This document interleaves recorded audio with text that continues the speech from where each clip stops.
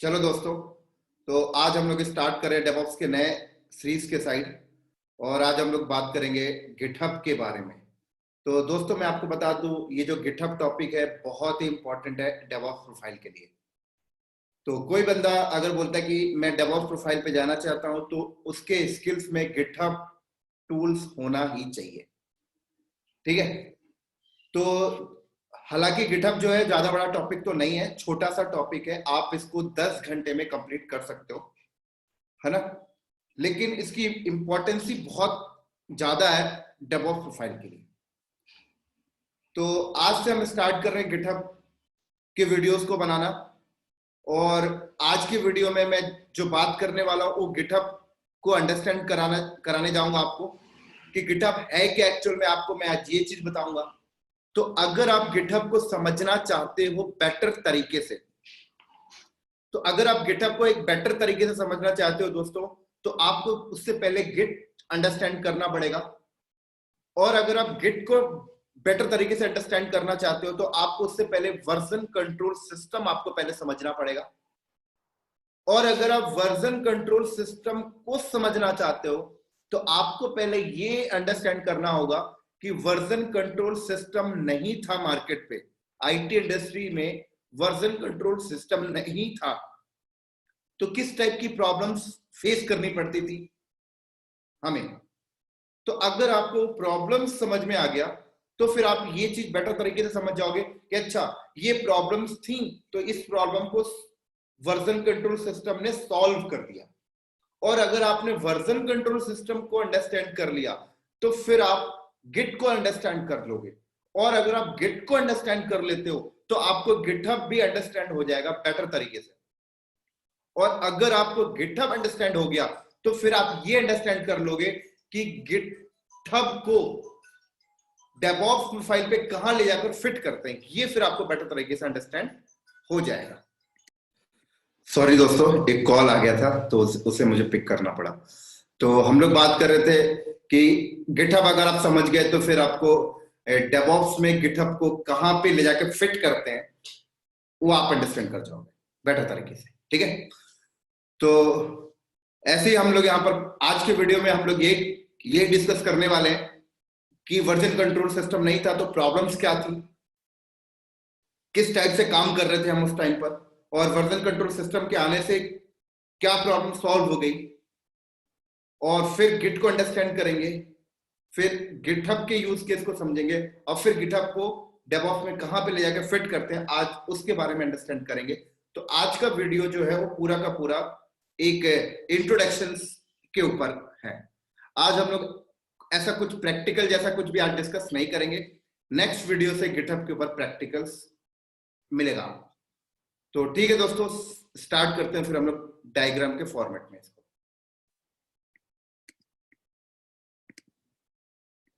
तो ये देखिए,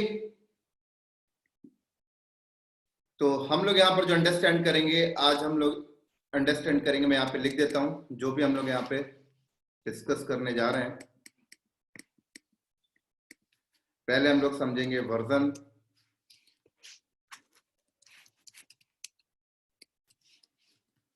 वर्जन कंट्रोल सिस्टम के बारे में समझेंगे।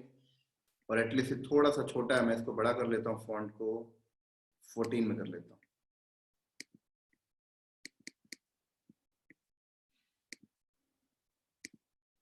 थोड़ा और बड़ा कर लेते हैं। क्लियर। तो आज हम लोग पहले समझेंगे वर्जन कंट्रोल सिस्टम। और वर्जन कंट्रोल सिस्टम को समझने से पहले हम लोग ये समझेंगे कि प्रॉब्लम्स क्या थी। पहले प्रॉब्लम्स कब समझेंगे, यहां पे ले लेता हूं, प्रॉब्लम्स समझेंगे। प्रॉब्लम्स के बाद वर्जन कंट्रोल सिस्टम समझेंगे और उसके बाद गिट समझेंगे। और गिट के बाद हम लोग समझेंगे गिटहब को। तो ये सीरीज में हम पूरा का पूरा आज डिस्कस करने वाले हैं।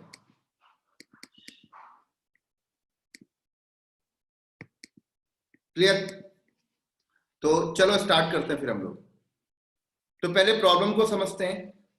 तो दोस्तों प्रॉब्लम्स को समझने के लिए मान लीजिए कि ये आपका एक कंप्यूटर है। क्या है ये? मान लीजिए एक कंप्यूटर है। ठीक है। ये एक कंप्यूटर है आपका। अब क्या हो रहा है कि इस कंप्यूटर में हमने एक फोल्डर बना दिया। मान लीजिए इस कंप्यूटर में क्या किया, हमने एक फोल्डर क्रिएट कर दिया और मैंने इस पे फोल्डर बना दिया, एक कॉमन नाम का मैंने एक फोल्डर बना दिया, ये कॉमन नाम का। इसको भी थोड़ा सा बड़ा कर लेता हूं मैं। ये मैंने क्या किया, ये कंप्यूटर है, इसके अंदर मैंने एक कॉमन नाम का फोल्डर बनाया और कॉमन नाम के फोल्डर के अंदर मैंने अपनी एक फाइल रख दी। ये जो मैं बता रहा हूं ये प्रॉब्लम्स बता रहा हूं अभी, राइट। मैंने अपनी एक फाइल रख दी और फाइल का नाम जैसे abc.txt है, मान लीजिए मैंने एक फाइल रख दी। अब इस फाइल के अंदर मैं गया और इस फाइल के अंदर मैंने क्या किया, एक एक लाइन लिख दी मैंने इस फाइल के अंदर जाके, और लाइन यहां पर क्या है, हेलो इंडिया। ठीक है, मैंने एक लाइन लिख दी यहां पर इस फाइल के अंदर, हेलो इंडिया। ये क्या लिख दी मैंने यहां पर, एक हेलो इंडिया लाइन लिख दी। अब abc.txt फाइल के अंदर क्या लाइन लिखी है, हेलो इंडिया। अब कल को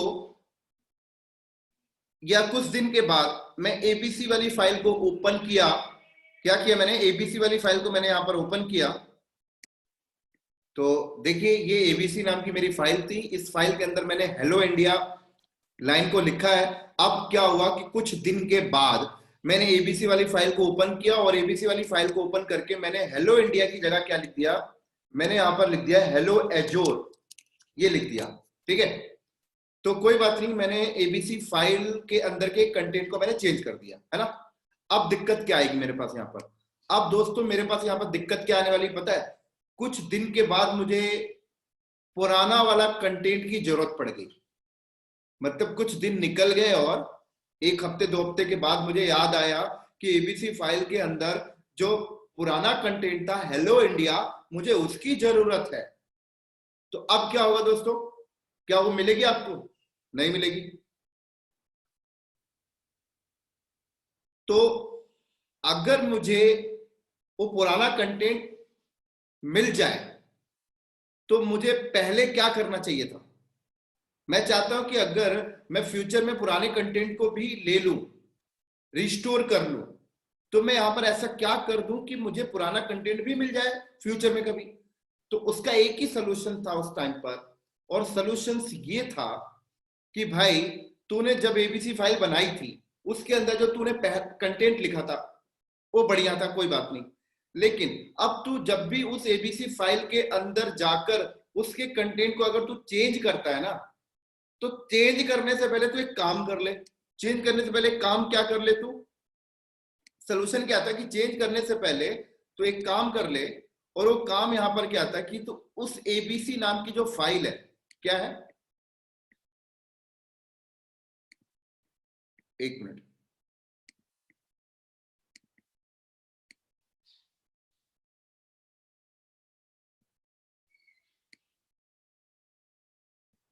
ये तो जब भी एबीसी नाम के फाइल के कंटेंट को चेंज करने जाता है ना, तो चेंज करने से पहले तो एक काम कर, इस फाइल को ना किसी दूसरे लोकेशन में कॉपी करके रख ले और फिर उसके बाद तू चेंज कर। तो ये एबीसी नाम की फाइल को मैं क्या करता हूं, मैं कॉपी करके किसी दूसरे लोकेशन में उसको मैंने रख लिया, जैसे इस लोकेशन में रख लिया, और कॉपी करके जब मैं रख रहा हूं तो यहां पर मैं नाम दे दिया जैसे abc.txt और डेट ऐसे सेट कर दो। आज जैसे 28 तारीख है तो मैंने लिख दिया भाई, यहाँ पे डाल दिया मैंने 28 2020, और कितना बज रहा है, 11:08 हो रहा है सुबह के, ये लो। तो जब भी तू इस फाइल के कंटेंट को चेंज करने जाता है तो चेंज करने से पहले एबीसी नाम की फाइल की एक कॉपी रख ले कि तू किसी दूसरे लोकेशन में ऐसे डेट एंड टाइम देकर और फिर तू उस पर चेंज कर ले। तो फिर तू अगर उस पर चेंज करता है और फ्यूचर में तुझे ऐसा लगता है कि नहीं यार मुझे पुराना वाला कंटेंट चाहिए था, तो ठीक है भाई, ये वाली फाइल में तो पुराना वाला पड़ा हुआ है, तो यहां से रिस्टोर कर लियो। तो इस तरीके से अब कहा गया इस बंदे को कहा गया भाई तू जब भी इस फाइल पे कोई चेंजेस करने जाता है, जब भी इस फाइल पे कोई चेंजेस करने जाता है, तो तू चेंजेस करने से पहले उसकी यहाँ पर एक कॉपी कर ले, एक एक कॉपी रखते जा। तो वो क्या करेगा, नंबर ऑफ कॉपी यहाँ पर जब भी वो चेंज करने जाया करेगा, वो यहाँ पर दूसरी कॉपी बना लिया, वो चेंज करने गया वो तीसरी कॉपी बना लिया, वो चेंज करने गया चौथी कॉपी बना लिया, ऐसे उसने दूसरी कॉपी बना ली। यहाँ पर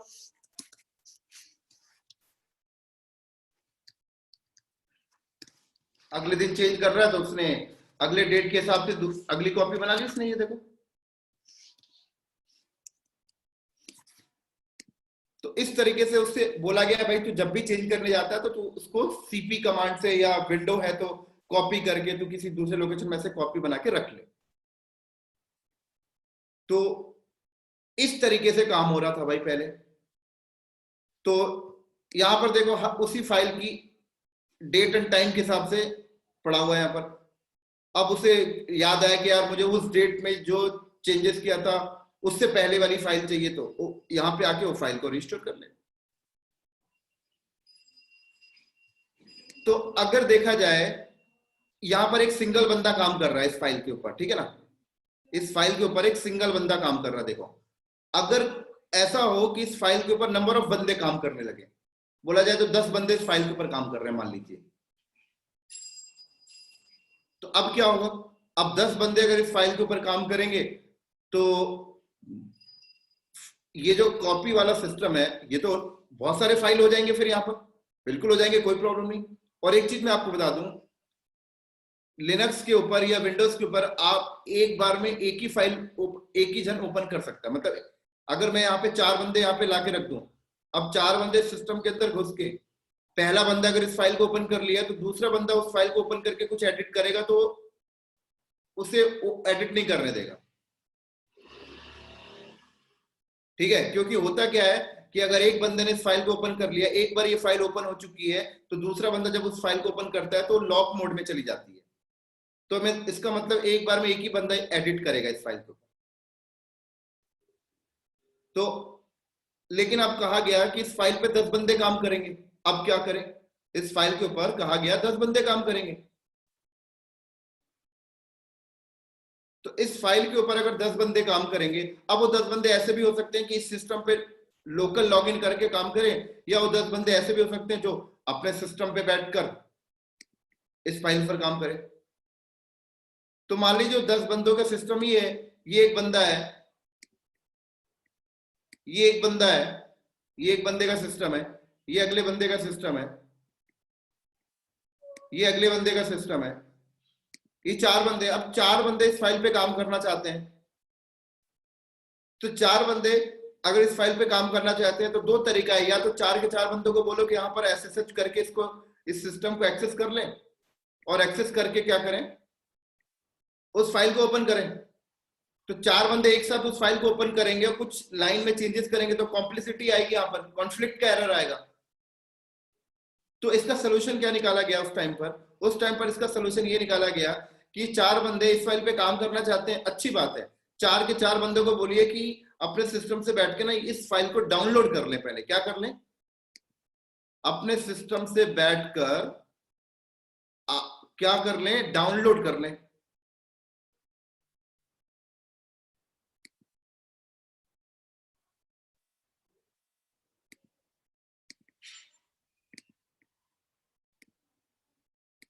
तो चारों के चारों बंदे क्या करेंगे, यहां पर इस फाइल को डाउनलोड कर रहे हैं।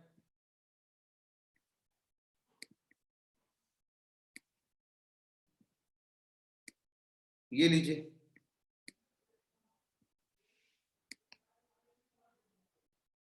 ध्यान से समझिएगा, ये प्रॉब्लम बता रहा हूं मैं। तो इस फाइल के ऊपर 4 बंदे काम करना चाहते हैं, तो 4 बंदों ने क्या किया, इस फाइल को अपने सिस्टम पे डाउनलोड करके रख लिया। अब उसके ऊपर वो काम कर रहे हैं, उस पर चेंजेस वेंजेस कर रहे हैं, ये चेंजेस कर रहे हैं, वो चेंजेस कर रहे हैं। तो मान लीजिए इस बंदे ने क्या किया, इस बंदे ने उस फाइल को डाउनलोड करके अपने सिस्टम पे लेके आ गया abc.txt। इस बंदे ने भी ऐसे ही कर लिया, इस बंदे ने भी अपने सिस्टम पे क्या किया, abc.txt को डाउनलोड कर लिया। इस बंदे ने भी क्या किया, abc.txt को अपने सिस्टम पे डाउनलोड कर लिया,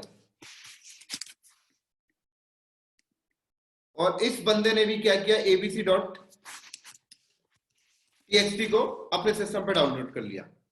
अब क्या हुआ, एबीसी इन्होंने डाउनलोड कर लिया, तो इन्होंने जब डाउनलोड किया होगा तो उन्हें लेटेस्ट वाली फाइल मिल गई होगी, ठीक है।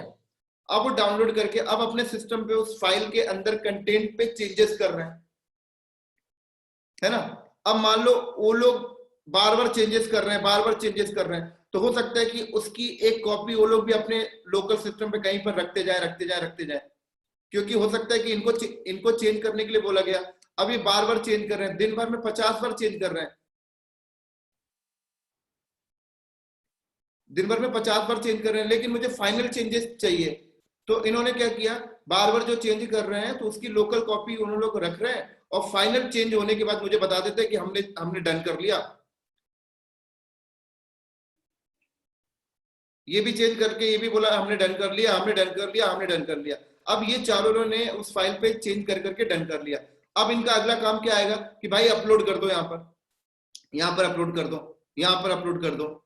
अब ये लोग अपने सिस्टम से अगर उस फाइल को अपलोड करते हैं, तो ये बंदा जब अपलोड करेगा तो फाइल का नाम एबीसी है, यहाँ पर भी एबीसी है, तो फाइल क्या होगी, ओवरराइट हो जाएगी,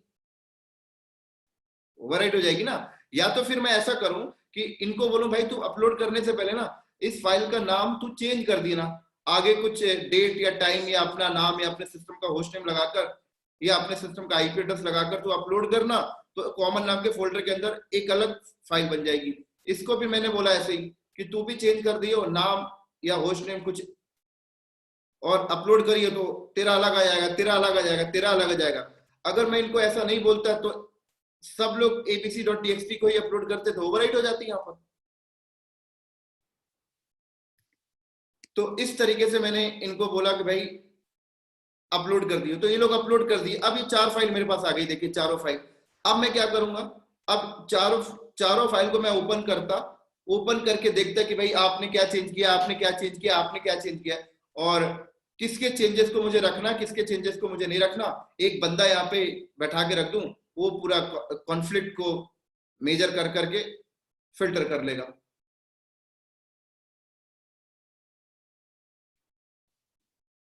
क्लियर।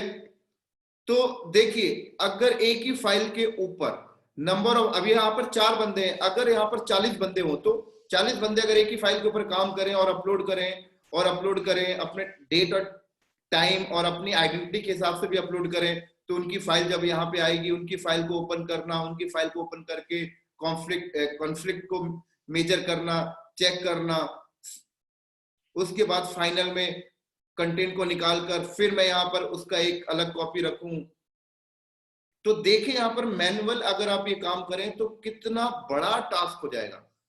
और जिस कंपनी में सॉफ्टवेयर डेवलपमेंट होता है ना दोस्तों, जिस कंपनी में सॉफ्टवेयर डेवलपमेंट होता है, मान लो ये एक डेवलपमेंट इस सॉफ्टवेयर बनाने वाली एक सोर्स कोड फाइल है मान लीजिए, जहां पे कोडिंग हो रही है, तो उस फाइल के ऊपर बहुत सारे लोग कोडिंग कर रहे हैं। देखिए तो अगर ये अपना कोड अपलोड करे, अपना कोड अपलोड करे, या अपना कोड अपलोड करे, या अपना कोड अपलोड करे, तो कॉम्प्लेक्सिटी देखिए कितना आ जाएगा। यहाँ पर एक बहुत बड़ी टीम बैठा के रखनी पड़ेगी हमें, जो बेटर तरीके से मैनेज करेगा भाई, वो चेक करेगा भाई इसके एंड से फाइल आई कि नहीं आई, इसके एंड से फाइल आई कि नहीं आई, इसके एंड से फाइल आई कि नहीं आई, इसके एंड से फाइल आई कि नहीं आई, पूरा कोऑर्डिनेशन करेगा। मान लो फाइल अपलोड करने में कुछ दिक्कत आ गई तो दिक्कत आएगा, फिर ये सबकी फाइल को कलेक्ट करके एक टीम को बैठाकर उस सारी फाइल को ओपन करके कॉन्फ्लिक्ट चेक करेगा, भाई इसने क्या चेंज करके डाला, इसने क्या चेंज करके अपलोड किया, इसने क्या चेंज करके अपलोड किया, इसने क्या चेंज करके अपलोड किया, फिर किसके चेंजेस को रखना है, किसके चेंजेस को नहीं रखना, उसको फिल्टर करना, फिल्टर करके फाइनल एक फाइल निकालना है, फिर उस फाइनल फाइल को मुझे इसके साथ यहाँ पे अपडेट करना है, यहाँ पे अपडेट करूंगा तो फिर मैं उसकी एक कॉपी अपने पास रखूंगा, क्योंकि फाइनल वाली सोर्स कोड फाइल कंप्लीट हो जाएगी तभी मैं उसको कंपाइल करूंगा। जब मैं उसको कंपाइल करूंगा फिर उसके बाद वो सॉफ्टवेयर बनेगा, जब वो सॉफ्टवेयर बनेगा तब उसकी सोर्स सॉफ्टवेयर की क्वालिटी टेस्ट होगा, फिर क्वालिटी टेस्ट होगा तभी उसको मैं प्रोडक्शन में डालूंगा, तभी वो फिर वो मार्केट में बिकेगा। तो बैकएंड वाला काम जो डेवलपर्स बैठ के जो सोर्स कोड लिख रहे हैं, राइट कर रहे हैं, ये बैकएंड वाला काम देखा जाए अगर आप मैनुअल करें तो कितनी बड़ी प्रॉब्लम आ रही है यहाँ पर, बहुत बड़ी प्रॉब्लम आ रही है। एक बहुत बड़ी टीम आपको बैठा के रखनी पड़ती है और पता नहीं बहुत ज्यादा टाइम टेकिंग भी लग रहा है। तो ये था प्रॉब्लम। प्रॉब्लम यहाँ पर क्या था, सब कुछ मैनुअल हो रहा है और मैनुअल में क्या हो रहा है, टाइम लग रहा है, ये प्रॉब्लम था। तो इस प्रॉब्लम्स को सॉल्व करने के लिए मार्केट में वर्जन कंट्रोल सिस्टम आया। अब वर्जन कंट्रोल सिस्टम पे क्या था, वर्जन कंट्रोल सिस्टम में क्या था कि ये कंप्यूटर है, अब इस कंप्यूटर के ऊपर मैंने वर्जन कंट्रोल सिस्टम कॉन्फ़िगर कर दिया। और जब मैंने इस कंप्यूटर के ऊपर वर्जन कंट्रोल सिस्टम अगर मैंने इस कंप्यूटर के ऊपर कॉन्फ़िगर कर दिया, तो जब मैं इसके ऊपर वर्जन कंट्रोल सिस्टम कॉन्फ़िगर कर दिया तो ये वर्जन कंट्रोल सर्वर बन गया। अब जब ये वर्जन कंट्रोल सर्वर बन गया ना, तो ये लोग जब अपनी फाइल को अपलोड करते हैं, यहाँ पर जब ये अपनी फाइल को यहाँ पर अपलोड कर रहे हैं ना, तो यहाँ पर उसके उस जो फाइल इनके एंड से आ रही है उसकी वर्जनिंग ऑटोमेटिक हो रही है। ऑटोमेटिक का मतलब ये फाइल को अभी 11:05 में अपलोड किया, ठीक है, तो फाइल जब यहाँ पे आएगी ना तो वो ऑटोमेटिक टाइम सब कुछ अपने आप ले लेगी। फिर उसने 11:10 में फिर अपलोड किया, अपने आप अगली कॉपी बन जाएगी उसकी। ये 11:12 में फिर अपलोड करता, फिर उसके बाद अपनी आप कॉपी बन जाएगी। मतलब जब ये लोग अपलोड करते हैं तो बैकएंड में जो यहाँ पर मैं टीम बैठा के रख रहा था ना, कि भाई टीम बैठा के रख दिया कि भाई इसको बोल दो, इसको बोलो कि भाई अपलोड करने से पहले ये लास्ट में क्या कर दे, डेट टाइम लगा दे। डेट टाइम लगाता था, फिर फाइल आती थी। अब वर्जन कंट्रोल जब सर्वर मैंने बना दिया तो मैंने बोला तू एबीसी वाली फाइल को ही अपलोड कर, तू कुछ एंड में मत लगा। तो एबीसी वाली फाइल जब अपलोड करता है तो यहाँ पर ओवरराइट नहीं होता है, यहाँ पर ओवरराइट नहीं होगा। यहाँ पर क्या होगा, इसकी फाइल आएगी, यहाँ पर स्टोर हो जाएगी। अभी 11:10 में फिर अपलोड करेगा, फिर आएगी, दूसरी कॉपी बन जाएगी, तीसरी कॉपी, चौथी कॉपी, तो अपने आप कॉपी बन रही है नीचे यहाँ पर। और जो कॉपी बनेगी वो टाइम के हिसाब से बन जाएगी पूरी, भाई इस टाइम पे उसने अपलोड मारा है। तो देखा जाए वर्जन बोले अपने आप मेंटेन हो रहे हैं, यहाँ पर फाइलों के वर्जन अपने आप मेंटेन हो रहे हैं, तो ऑटोमेटिक हो गई। अब यहाँ पर देखो, किसी बंदे को बैठा के आपको नहीं रखना कि तू भाई चेक करते जा, ऐसा कुछ नहीं है। अब ये बंदा अपलोड मारता है, ये बंदा जब अपलोड करता है 1:02 में, तो ये फाइल अपलोड किया, वही फाइल यहाँ पे आएगी, ओवरराइट नहीं हुई, नीचे आगे भाई 1:02 में एबीसी नाम की फाइल abc.txt और टाइम आगे रहेगा। और ऐसा भी सेटिंग कर सकते हैं कि ये यूजर ने करा है, बात खत्म। तो देखिए यहाँ पर वर्जन क्या हो रहा, अपने आप मेंटेन हो रहा, अपने आप मेंटेन हो रहा। इसी के साथ साथ वर्जन, अब ये जो सिस्टम है, ये सिस्टम है। अब ये लोग अपने सिस्टम पे भी जब उस abc.txt पे जब वो एडिट करते होंगे, चेंजेस करते होंगे कंटेंट को, तो पता लगता है कि दिन भर में 50 बार वो लोग चेंजेस कर रहे हैं।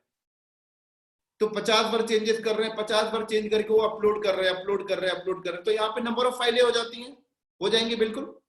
तो वर्जन कंट्रोल सिस्टम में ऐसा है कि भाई मैं इनको बोलूं कि तुम लोग ना एक वर्जन कंट्रोल सर्वर अपने ही लैपटॉप में एक बना लो, इसको बोलूं तो अपना वर्जन कंट्रोल सर्वर अपने ही लैपटॉप को एक बार बना ले, ये भी अपने लैपटॉप में बना लेगा, ये भी अपने लैपटॉप में बना लेगा। तो मैंने इनको बोला कि जो आप लोग दिन भर चेंजेस करते हो ना, दिन भर चेंजेस जो आप करते हो, तो उसकी एक कॉपी आपको रखने की जरूरत नहीं है, आपके सिस्टम में ही वर्जन कंट्रोल सिस्टम कॉन्फ़िगर है। आप लोग ये अगर कमिट करते जाएंगे, बोले तो सेव करते जाओगे, तो उसकी एक कॉपी अपने आप बनती जाएगी। तो ये लोग क्या बोलते, यार ये तो बहुत बढ़िया हो गया। हम लोग अपनी सिस्टम पे जब उस फाइल के कंटेंट में चेंजेस कर रहे थे, तो चेंज करने से पहले हमें अपने सिस्टम पे लोकल में किसी लोकेशन में उसकी एक कॉपी करनी पड़ती थी सीपी कमांड से। और अगर हमने दिन भर में 50 बार कोई चेंजेस करते हैं तो हम लोग को 50 बार उसकी मैनुअल कॉपी रखनी पड़ती थी। तो मैंने बोला अब आपको वो काम भी नहीं करना, आप अपने सिस्टम पर ही वर्जन कंट्रोल सिस्टम कॉन्फ़िगर कर ले, बात खत्म। आप जैसी सेव करेंगे उसकी कॉपी अपने आप बन जाएगी, जैसी फाइल में चेंज करके उसको सेव करेंगे उसकी कॉपी अपने आप बन जाएगी, तो इन लोग को भी मजा आने लगा, इनके पास भी वर्जन कंट्रोल सिस्टम हो गया, इनके सिस्टम में वर्जन कंट्रोल सिस्टम हो गया, इनके सिस्टम में भी हो गया, इनके सिस्टम में भी हो गया। तो ये लोग अपना दिन भर में जो चेंजेस करते हैं तो उनका भी वर्जन मेंटेन हो रहा है। और फाइनल जब चेंज कर लें तो मैंने बोला यार फाइनल चेंजेस वाली कॉपी मुझे दे दीजिएगा, मैं अब एक सेंट्रलाइज लगा के रखा हूं यहाँ पर। क्योंकि फर्दर जो मैं एक्शन लूंगा वो सेंट्रलाइज से ही लूंगा ना, क्योंकि ये तो डेवलपर्स हैं, ये सारे डेवलपर्स उसी कोड के लिए काम कर रहे हैं, उसी सॉफ्टवेयर बनाने के लिए काम कर रहे हैं, उसी सॉफ्टवेयर के लिए कोड लिख रहे हैं। तो इससे भी मैंने सोर्स कोड लिखवाया, इससे भी लिखवाया, इससे भी लिखवाया, इससे भी लिखवाया। अब सबका कलेक्ट करके मैंने सेंट्रलाइज लेके आ गया। अब मैं फर्दर आगे कंपाइल करूंगा और आगे नेक्स्ट करूंगा। तो यहां पर नोटिस करें, यहां पर वर्जन कंट्रोल सिस्टम के आने से क्या फायदा हुआ। वर्जन कंट्रोल सिस्टम के आने से डेवलपर यहां पर एक फाइल पे अगर 50 बार चेंज कर रहा है तो 50 बार चेंज करने से पहले उस फाइल को की एक कॉपी सीपी कमांड से एक कॉपी किसी लोकेशन में रखता था, 50 बार कॉपी रखता था। लेकिन अब जब वो वर्जन कंट्रोल सिस्टम यहाँ पे बना लेता है तो उसे ऐसा मैनुअल कॉपी करने वाला टेंशन खत्म।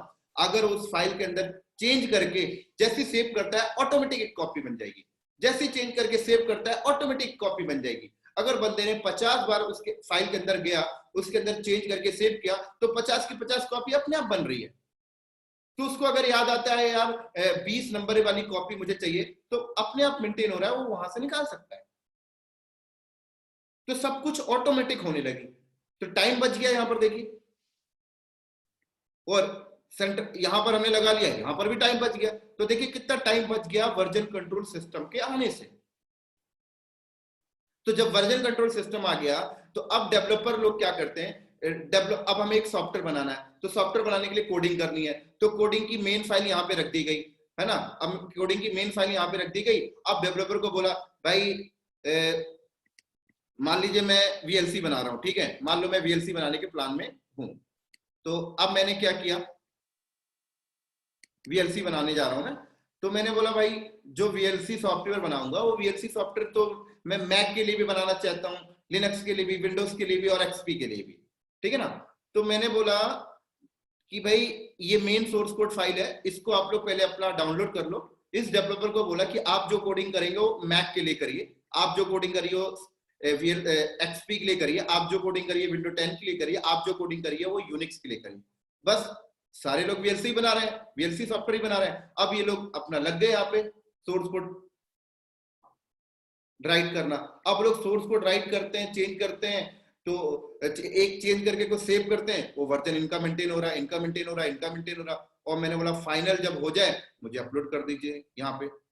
तो एवरी डे ये लोग फाइनल कॉपी मुझे दे देते हैं, एवरी डे फाइनल कॉपी मुझे दे देते हैं, एवरी डे फाइनल कॉपी मुझे देते हैं, एवरी डे फाइनल कॉपी ये भी मुझे दे रहा। अब जरूरी थोड़ी कि एक दिन में वीएलसी में बनाकर दे दूंगा, हो सकता है कि 1 साल लग गया मुझे वीएलसी बनाने में, 1 साल तक इन्होंने कोडिंग की, तो 1 साल में 365 दिन होते हैं, तो 365 कॉपी ये लोग मुझे देंगे, तो मुझे यहाँ पर मेंटेन करना पड़ेगा ना। तो अगर वर्जन कंट्रोल सिस्टम नहीं है तो मैं सब कुछ मैनुअल करूंगा, वर्जन कंट्रोल सिस्टम है तो ये लोग जब अपलोड कर रहे हैं तो हर डे के हिसाब से उसकी कॉपी बनती जाती है। तो ये फायदा होता है वर्जन कंट्रोल सिस्टम के आने से। अब वर्जन कंट्रोल सिस्टम बनाएंगे कैसे, तो वर्जन कंट्रोल सिस्टम बनाना है तो आपको गिट इंस्टॉल करना पड़ेगा। तो यहां पर जब आप गिट इंस्टॉल करेंगे, यहां पर गिट इंस्टॉल करेंगे, यहां पर गिट इंस्टॉल करेंगे, तभी जाकर ये वर्जन कंट्रोल सर्वर बनेगा। और गिट इंस्टॉल नहीं करोगे तो वर्जन कंट्रोल सिस्टम सर्वर ही नहीं बनेगा। तो इसलिए कहा जाता है कि भाई अब डेवलपर थोड़ी इसको बनाएगा वर्जन कंट्रोल सर्वर, डेवलपर को थोड़ी आता है वर्जन कंट्रोल सिस्टम कैसे कॉन्फ़िगर होगा, कैसे सेटअप होगा। डेवलपर को तो सिर्फ कोड राइट करना आता है, वो कोड राइट करके सेव करेगा। अगर कोड राइट करके वो सेव करता है और उस ऑटोमेटिक उसकी वर्जनिंग नहीं हो रही है तो फिर बोलेगा यार ये क्या है, मतलब मेरा सिस्टम तो वर्जन कंट्रोल सर्वर है ही नहीं, वो तो यही बोलेगा। तो इसीलिए कंपनी कहती है कि एक गिट इंजीनियर हायर कर लीजिए जो क्या करेगा, डेवलपर के सिस्टम में वर्जन कंट्रोल सिस्टम कॉन्फ़िगर कर दिया करेगा, यहां पे कॉन्फ़िगर कर दिया करेगा, पूरा मेंटेन मैनेज करता रहेगा। अब इसी तरीके से अब मार्केट में गिट आ गया, तो अब ऐसे ही आपने देखिए वर्जन कंट्रोल सिस्टम भी आपको मैंने समझा दिया और गिट भी समझा दिया। गिट क्या है, version control system, version control server बनाने के लिए एक टूल है गिट, एक सॉफ्टवेयर आप बोल लीजिए कि गिट सॉफ्टवेयर के थ्रू आप किसी भी सिस्टम को वर्जन कंट्रोल सर्वर बना सकते हो, वर्जन कंट्रोल सिस्टम बना सकते हो। क्लियर। अब बात आती है कि अब गिटहब क्यों आया, अब गिटहब क्यों आया, जब गिट से सब कुछ काम चल रहा है तो गिटहब क्यों आया, तो मैं आपको समझाता हूं। देखिए गिट जो है ना, वो गिट जो मार्केट में लेके आया ना, वो लिनक्स टूलबार्ड ने लेके आया। कौन लेके आया, तो अब बात करते हैं भाई गिट किसने लेके आया। तो पता है क्या था कि मार्केट में लिनस टोरवाल्ड्स ने जब लिनस कर्नल बनाया था ना 1991 में 1991 में लिनस टोरवाल्ड्स ने जब क्या बनाया था, लिनक्स कर्नल बनाया था, ठीक है ना। तो जब इसने लिनक्स कर्नल बनाया था तो कर्नल ओपन सोर्स था, तो उसके ऊपर बहुत सारे डेवलपर काम कर रहे थे। तो अब बहुत सारे डेवलपर एक ही फाइल में काम कर रहे थे, तो उन्हें वर्जन कंट्रोल चाहिए था। तो उस टाइम पर लिनक्स टूलबार लोग जो है वो bit keeper version control system पे यूज कर रहे थे, बिट कीपर। लेकिन कुछ सालों के बाद बिट कीपर ने अपना वर्जन कंट्रोल हटा लिया, मतलब इनको दिया नहीं, कुछ मनी की वजह से दिक्कत आई उनको, तो उसने हटा लिया। तो अब लिनक्स टूलबार ने बोला यार वर्जन कंट्रोल के लिए अब हम क्या करें, क्या मैनुअल पे आ जाए। तो लिनक्स टूलबार ने फिर क्या किया, फिर लिनक्स टूलबार ने गिट बनाया। तो गिट जो है वो किसने डेवलपमेंट किया है, लिनक्स टूलबार ने। और फिर लिनक्स टूलबार ने गिट बनाया और गिट को भी ओपन सोर्स रख दिया। तो गिट बनाया, तो गिट क्या है, वर्जन कंट्रोल सिस्टम है, और लिनक्स टोरवाल्ड ने इसको क्या कर दिया, ओपन सोर्स रख दिया। लेकिन गिट ओपन सोर्स हो गया, तो ओपन सोर्स का मतलब पता ही है, कोई भी इसको यूज कर सकता है। तो लेकिन गिट पूरा का पूरा कमांड लाइन था, ग्राफिकल नहीं था। सब कुछ कमांड लाइन होता था, सब कुछ कमांड लाइन, कोई ग्राफिकल था ही नहीं यहां पर, सब कमांड लाइन हो रहा था। तो जब सब कुछ कमांड लाइन हो रहा था तो थोड़ा सा डिफिकल्ट होती थी यार कमांडो को बेस पे चलाने पे। तो उसके बाद जब ये ओपन सोर्स था, तो गिटहब नाम की जो एक ऑर्गेनाइजेशन है, गिटहब नाम की ऑर्गेनाइजेशन ने गिट को ले लिया, ओपन सोर्स था, फ्री था, ले लिया, और उसके ऊपर एक्स्ट्रा कोडिंग करके उसको ग्राफिकल में कन्वर्ट कर दिया, उसको ग्राफिकल में कन्वर्ट कर दिया और वेब बेस बना दिया। तो गिट और गिटहब में कुछ नहीं है, गिटहब जो है वो गिट का एडवांस वर्जन है, उसको पूरा का पूरा ग्राफिकल में बना दिया। तो ग्राफिकली मैनेज करने में लोगों को बेटर तरीके से अंडरस्टैंड होने लगा। इसी तरीके से गिटहब ने आपको एक चीज और बोला, गिटहब ने आपसे एक बात और बोली कि अगर किसी को वर्जन कंट्रोल सर्वर चाहिए, अगर किसी को वर्जन कंट्रोल सर्वर चाहिए तो वो मेरे से ले ले। गिटहब ने बोला, कहा कि मेरा वेब बेस्ड इंटरफेस है, जैसे आप एडब्ल्यूएस आपको बोलता है ना कि आपको डेटा सेंटर चाहिए तो मेरे से ले लो, मैंने पीछे पूरा हार्डवेयर सेटअप कर रखा है। एजोर कहता है ना कि मेरे से आपको डेटा सेंटर बनाना है तो आप अपना फिजिकल मत बनाइए, मेरे से ले लीजिए, मैंने सब कुछ बना के रखा है। तो ऐसे गिटहब कहता है कि आपको वर्जन कंट्रोल सिस्टम चाहिए ना, तो आप अपना वर्जन कंट्रोल सिस्टम आप अपना मत बनाइए, आप मेरे से ले लीजिए, मेरा वेब बेस्ड इंटरफेस है। तो मैं दोनों टाइप, मैं आपको प्राइवेट भी दे सकता हूं, पब्लिक भी दे सकता हूं। हाँ, प्राइवेट लेंगे तो उसका कुछ चार्ज होता है, तो वो लोग आपको चार्ज करते हैं, तो कोई बात नहीं। कुछ कंपनियां हैं जिसको वर्जन कंट्रोल सिस्टम खुद नहीं बनाना, मैनुअल नहीं बनाना, version control system, version control server manual नहीं बनाना, तो वो गिटहब के पास चला जाए, गिटहब में जाके अकाउंट क्रिएट कर ले और वहां पे उनसे ले ले भाई। तो कई कंपनियां लेती हैं, तो कई कंपनियां ऐसा भी करती हैं कि गिट भी यूज करती हैं, गिटहब भी यूज करती हैं। तो कंपनियां क्या करती हैं पता है, ये जैसे सेंट्रलाइज है, अब कंपनी क्या करेगी, सेंट्रलाइज के लिए गिटहब रख लेगी और डेवलपर के सिस्टम पे लोकल के लिए गिट रख लेते हैं। लो भाई, दोनों चला रही कंपनी, तो लोकल वर्जनिंग के लिए गिट हो गया और सेंट्रलाइज के लिए गिटहब हो गया, तो दोनों ही यूज होते हैं। तो हम अपने टॉपिक में गिट और गिटहब दोनों डिस्कस करेंगे। अब इसी तरीके से कई बंदों को एक डाउट होता है, सर ये वर्जन कंट्रोल सिस्टम में गिट और गिटहब के अलावा और भी बहुत सारे हैं, बिट बकेट है, एसवीएन है, और भी नंबर ऑफ है, सर उनमें और गिट और गिटहब में क्या डिफरेंशिएट है, मार्केट में गिट और गिटहब ज्यादा क्यों यूज होते हैं, अदर क्यों नहीं यूज हो रहे हैं। तो मैं आपको बता दूं, गिट जो है ना, ये distributed version control server system, एक प्रकार से डिस्ट्रीब्यूटेड का मतलब क्या हुआ कि डेवलपर अपने लैपटॉप में भी बना रहा है, ये भी अपने लैपटॉप में बना रहा है, ये भी अपने लैपटॉप में, ये भी अपने लैपटॉप में, और सेंट्रलाइज भी। लेकिन अगर आप अदर वर्जन कंट्रोल सिस्टम की बात करें ना, वो सिर्फ आपको सेंट्रलाइज की फैसिलिटी प्रोवाइड करते हैं। मतलब वो लोग क्या करते हैं, कहते हैं कि हमारा वेब बेस्ड इंटरफेस है, आप हमारा वेब बेस्ड इंटरफेस में जाकर वो चीजें ले लीजिए, और हम लोकल में ऐसा कुछ नहीं देते हैं। तो यहाँ का डेवलपर अपना कोड राइट करेगा तो वो तभी यहाँ पे पुश कर सकता है जब वो इसके साथ कनेक्टेड हो। ये अपना लोकल कुछ मेंटेन नहीं कर पा रहा, लोकल वर्जन वो मेंटेन ही नहीं कर सकता, वो लोकल वही वो उसे सीपी कमांड से ही कॉपी करनी पड़ेगी। अदर की बात करूं तो मैं, लेकिन गिट क्या है, गिट एक डिस्ट्रीब्यूटेड टाइप से, गिट में क्या बोलता है भाई यहाँ भी कर लीजिए, यहाँ भी कर लीजिए, यहाँ भी कर लीजिए, तो आप देखिए डिस्ट्रीब्यूटेड हो गया। तो इसीलिए मार्केट में गिट ज्यादा यूज होता है।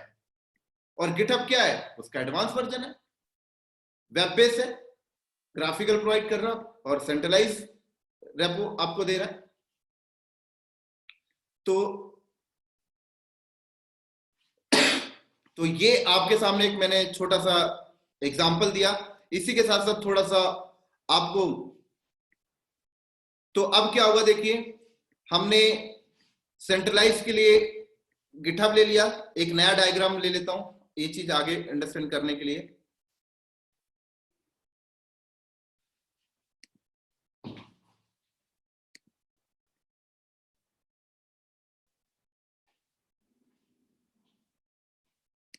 नया पेज, ठीक है।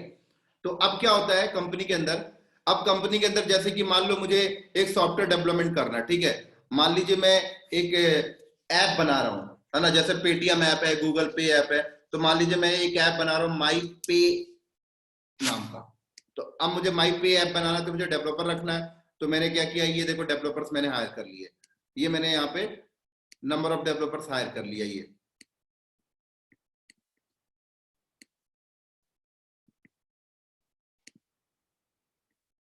ये देखिए मैंने नंबर ऑफ डेवलपर्स क्या किया, हायर कर लिया। अब ये डेवलपर्स मैंने हायर कर लिया। अब मैंने बोला डेवलपर्स को कोडिंग करनी है, ठीक है ना। तो अब डेवलपर्स को कोडिंग करनी है। अब 4 डेवलपर्स एक ही एप्स को बनाने के लिए काम कर रहे हैं। तो मैं क्या करूंगा, मैं यहाँ पर गिटहब पे गया और गिटहब पे जाके एक अकाउंट बना लिया। ये मेरा मान लीजिए गिटहब है, ठीक है।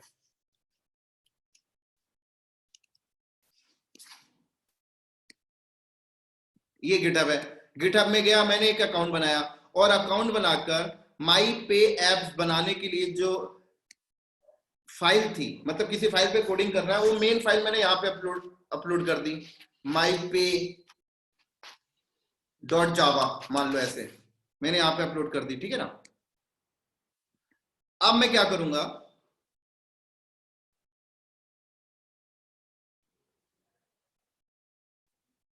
अब मैंने क्या किया, मैंने चारों डेवलपर को बोला कि भाई आप लोग एक काम करिए, अपने सिस्टम से ना ये वाली फाइल अपलोड कर लीजिए। तो ये अपने सिस्टम से बैठ के क्या करेगा, यहां से फाइल को पुल कर लेगा, ठीक है ना। ये चारों चारों ने क्या किया, यहां से फाइल पुल कर ली।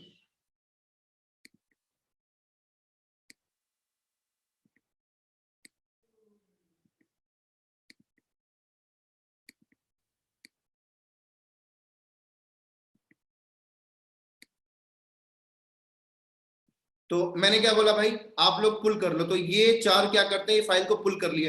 अब वो लोग क्या कर रहे हैं, कोडिंग करना स्टार्ट कर दिया। यहाँ पर कोडिंग कर रहे हैं, ये अपना कोडिंग कर रहा है, ये अपना कोडिंग, ये अपना कोडिंग, ये अपना कोडिंग। अब ये दिन भर में 50 बार चेंज करते हैं। तो अब इनको वर्जन मेंटेन करना है ना, तो अब इनके सिस्टम में वर्जन मेंटेन करना है, तो गिट इंस्टॉल करना पड़ेगा, ठीक है ना। और गिट इंस्टॉल करना, चारों के सिस्टम में गिट इंस्टॉल करना, और गिटहब में जाके अकाउंट बनाना, और इनको अपलोड करने का राइट्स देना। तो ये सब कौन देखेगा, तो ये सब देखने के लिए कंपनी बोलती है गिट और गिटहब इंजीनियर लेके आइए जो ये काम करेगा, ठीक है। तो अब गिट और गिटहब इंजीनियर हमने लेके आ गया, तो वो इन सबके सिस्टम में गिट इंस्टॉल करेगा, ठीक है। और गिट इंस्टॉल करके डेवलपर को बता देगा भाई कि ये फलाना नाम के फोल्डर पे हमने वर्जनिंग इनेबल किया है, तो आप जो भी कोडिंग कर रहे हैं फाइल को इस फोल्डर पे रखकर करें, ऐसे हमने बता दिया। फिर हमने बोला कि भाई आप इस तरह से अपलोड कर लीजिएगा, इस तरीके से यहाँ से पुल कर लीजिएगा, और जब दिन भर आपका कोडिंग हो जाए तो फाइनल लास्ट वाला चेंजेस जो आपको लगे कि आप ओके है, तो उसको आप गिटहब में अपलोड कर दीजिएगा। बोले तो पुश कर दीजिएगा। तो ये यहाँ पर पुश कर रहा है तो राइट्स देनी पड़ेगी गिटहब में जाके, भाई तू पुश कर पाए, इसको भी देना पड़ेगा। कभी पुश करते टाइम कुछ दिक्कत आ गया तो ये सारी दिक्कतें कौन झेलेगा, कौन इसके लिए काम बोले तो मेंटेन करेगा, वो गिटहब और गिट इंजीनियर ये काम देख रहा होगा पूरा का पूरा सिस्टमैटिक। और तो इस तरीके से हम डेवलपर से कोड लिखवा कर अपना गिटहब में कलेक्ट कर लेते हैं। अब कलेक्ट करने के बाद अगला स्टेप होता है, तो जब तक कलेक्ट हो जाएगा, तो कलेक्ट होने के बाद फिर हम अगला स्टेप क्या करेंगे, फिर हम अगला स्टेप अपना जाएंगे, उसको अपना CI/CD के साथ पाइपलाइन पे ले जाके ऐड कर देंगे। तो इधर हमारा पाइपलाइन चल रहा होगा, मान लीजिए हमारा पाइपलाइन इधर चल रहा है, CI/CD पाइपलाइन हमारा चल रहा है, तो पाइपलाइन में ले जाके हमने इसको ऐड कर दिया।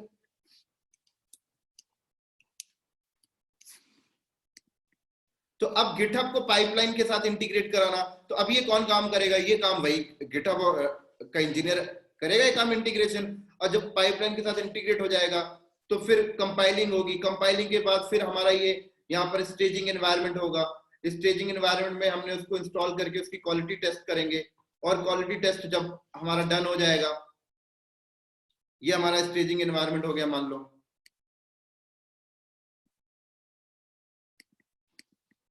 एक मिनट,